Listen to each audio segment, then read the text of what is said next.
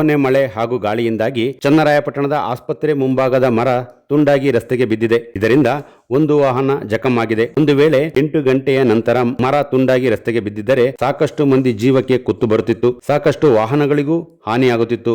ಘಟನೆ ನಡೆದ ಕೆಲವೇ ನಿಮಿಷದಲ್ಲಿ ಕೆಇಬಿಯ ಸಿಬ್ಬಂದಿಗಳು ಸ್ಥಳಕ್ಕೆ ಆಗಮಿಸಿ ತೆರವು ಕಾರ್ಯಾಚರಣೆ ಮಾಡುತ್ತಿದ್ದಾರೆ.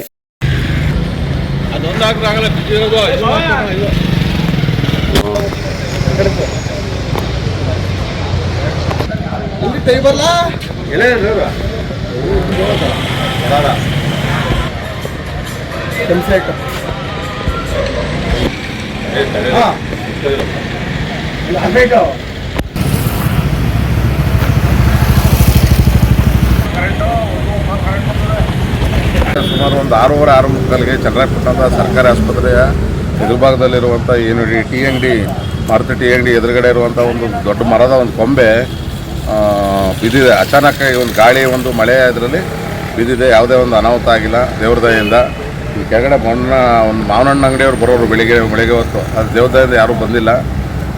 ನಮ್ಮ KEB ಸದಾಶಿವ ಅವರು ಫೋನ್ ಮಾಡಿದ ತಕ್ಷಣ ಇವತ್ತು ಬಂದು ನಮಗೆ ಸಹಕಾರ ಮಾಡಿದರು.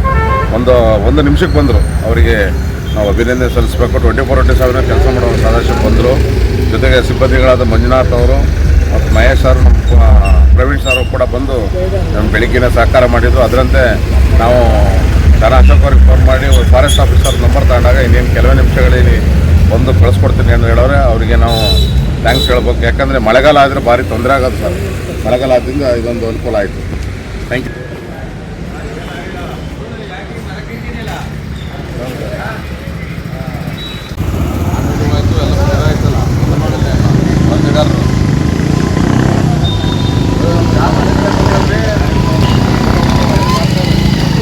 ಆಯ್ತಾ?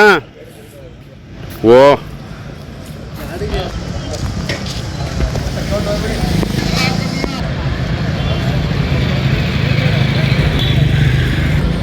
ಅದೊಂದಾಗಲ್ಲ ಬಿದ್ದಿರೋದು.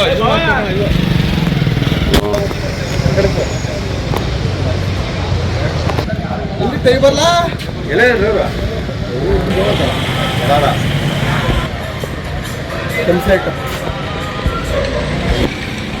ಹಾಂ